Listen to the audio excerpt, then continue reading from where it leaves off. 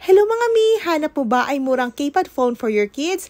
This one is very aesthetic po at mini foldable phone po ito na nabili natin online at ilalagay ko po yung link ng ating nabilhan ito sa baba. Sobrang cutesy, diba? Yan. Available din po ito in different colors. Meron pink, black, purple, and blue. Messaging app yan for texting.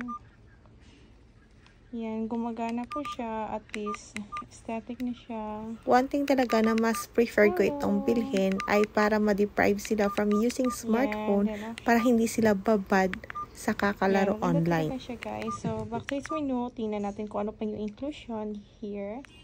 Messaging for phone book, multimedia. Yan. It has the camera po. Yan. Where you could take photos. Yan. There's a blanket. Nostalgia ang sounds ko. So here, pwede din po itong mag-record ng videos and radio.